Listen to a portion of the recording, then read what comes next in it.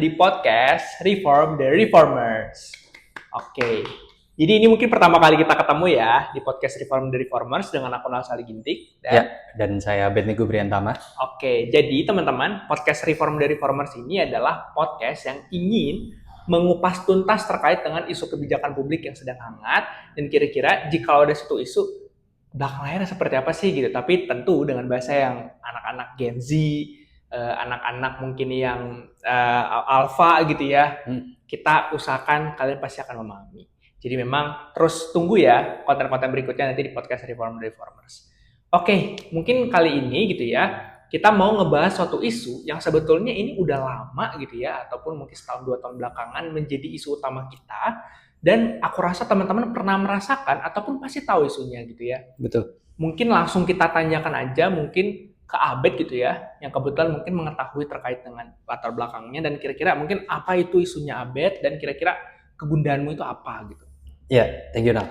Nah ini emang asik banget nih obrolan kita mungkin pada kesempatan ini ya.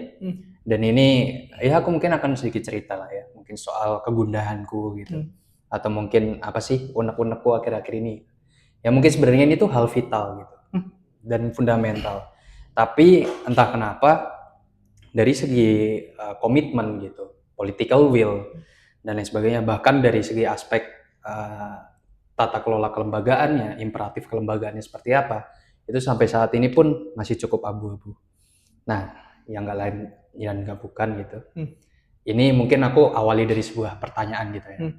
Apa jadinya gitu jika keamanan data kita itu seutuhnya terproteksi gitu. Keamanan data ya. Oke, menarik ini. Nah, jadi ngomongin soal keamanan data ini, ya ini bukan isu yang baru dan sebagainya. Gongnya mungkin kemarin ya soal bocornya Pusat Data Nasional. PDNS. Ya. Oke. Dan itu cukup buat kocar-kacir ya kelembagaan kita. Apalagi ke immigration yang sempat. Nah, itu benar banget. Dan padahal gitu, kalau kita tilik lebih jauh lagi di tahun 2022, secara core of the core-nya hal ini tuh sebenarnya udah diregulasi loh melalui Undang-Undang Nomor 27 tahun 2022 gitu. Mengenai Undang-Undang Perlindungan Data Pribadi. Oh, PDP ya.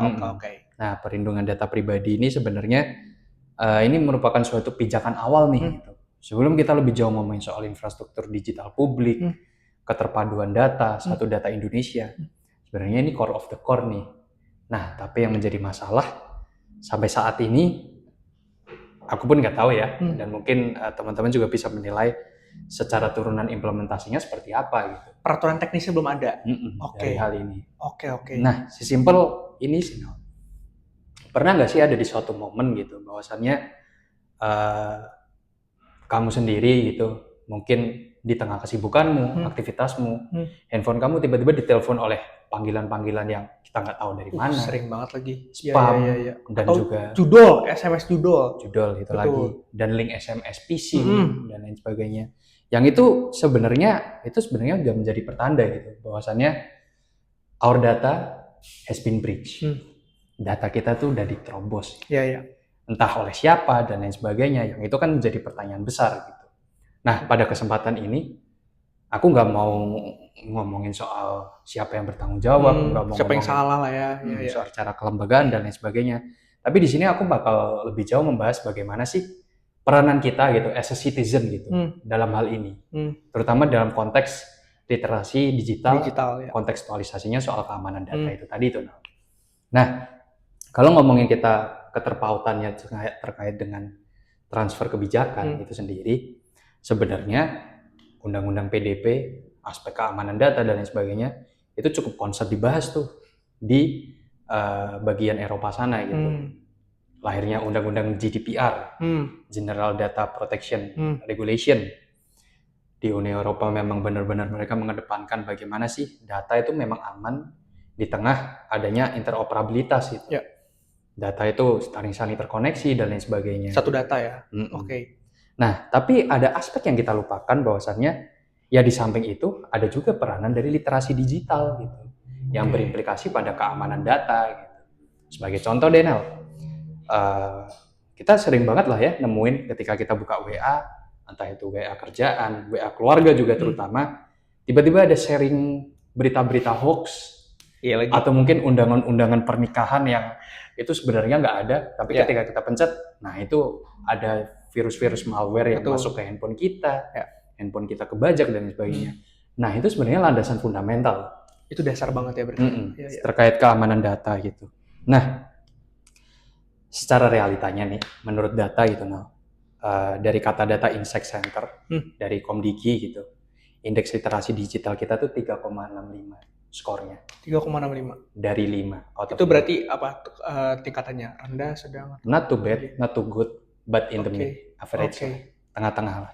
Dan ini menunjukkan kategori sedang gitu, yang mana ya ini butuh improvisasi dan kita nggak bisa selamanya stagnan seperti ini gitu. Yang mana 4 pilar digital tuh penting banget. Apa aja tuh 4 pilar tuh? 4 pilar digital itu yaitu digital skillsnya, digital etik, digital safety, dan juga digital culture gitu.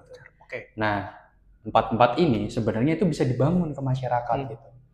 Sebelum kita ngomongin soal keamanan data dari segi aspek regulasi dan lain sebagainya, habit secara masyarakat kita nih terkait concern data itu perlu banget gitu. Kalau kita banding-bandingkan dengan negara-negara lain gitu, simpel ini deh, Thailand yang secara indeks keamanan datanya lebih tinggi daripada kita menurut NCSI, dan juga mungkin negara-negara Asia lainnya.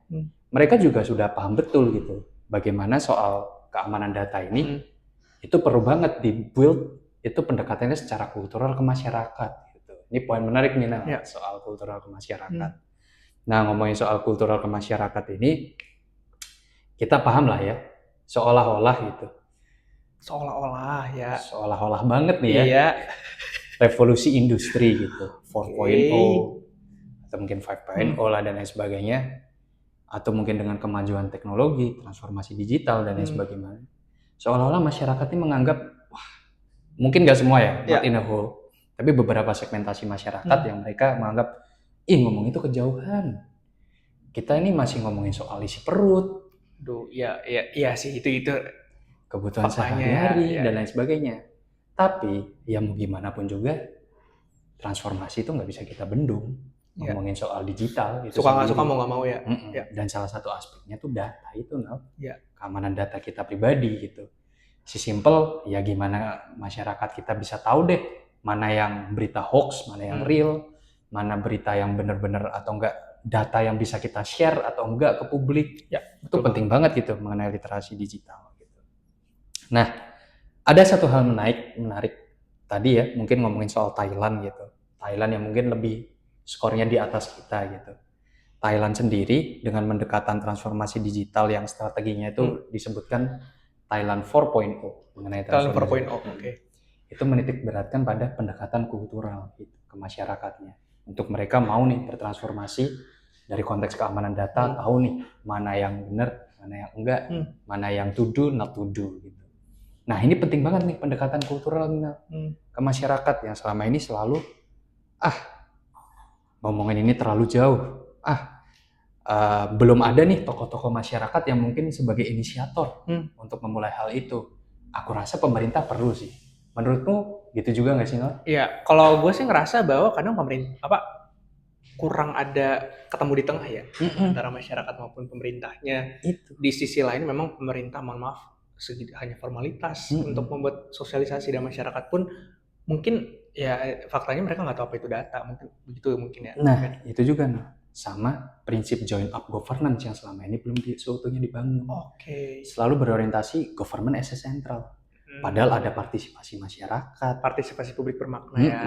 Kalau kita ngomongin sektor privat, mereka juga lebih dulu sektor fintech. Mungkin ngomongin soal keamanan data. Kenapa sih nggak pemerintah berusaha? Mungkin kalau kita kaitkan dengan teori joint up governance, ya udah menggandeng partisipasi masyarakat, sektor non pemerintah untuk sama-sama nih dipadukan ngomongin soal keamanan data yang itu bisa didekatkan secara kultural kepada masyarakat. Itu sih poinnya pada perbincangan sore hari ini. Mungkin sepakat. Mungkin terakhir dari aku ya. Jadi mungkin sedikit rekomendasi dari Abed kayak gimana selain dari join up governance tadi gitu. Nah, ngomongin soal ini, tadi mungkin aku ngomonginnya soal ininya ya, top down-nya ya. Secara bottom up-nya ini perlu banget nih. Adanya peran-peran tokoh sentral secara kultural, baik itu peranan tokoh masyarakat. Kita nggak bisa dipungkiri lah ya. Ada banyak mungkin generasi-generasi kita yang mungkin selama ini mungkin udah melek secara teknologi, tetapi ada kayak gap teknologi nih ya, antar generasi ya. Antar generasi Betul, nih. betul. Nah, Sangat itu perlu kerasa sih. banget tuh untuk kita saling mengisi gitu Ya. mengenai soal literasi digital yang Betul. kontekstualisasinya keamanan data. Hal sekecil itu sih, Nol. Itu yang sebenarnya itu berimplikasi juga bagaimana keamanan data kita selanjutnya gitu. Yang harapannya juga UU PDP ini dan juga ngomongin soal infrastruktur keamanan digital publik itu seutuhnya terimplementasi. Oke deh Abed, menarik banget ya obrolan kita. Cuman teman-teman kalau mau tahu selanjutnya, kita mungkin akan ada pembahasan di selanjutnya. Jadi teman-teman tunggu aja konten berikutnya. Inilah ya terkait dengan perlindungan data pribadi part 1-nya. Tunggu aja, mungkin itu aja dari kami. Terima kasih banyak teman-teman. See you teman-teman. Thank you.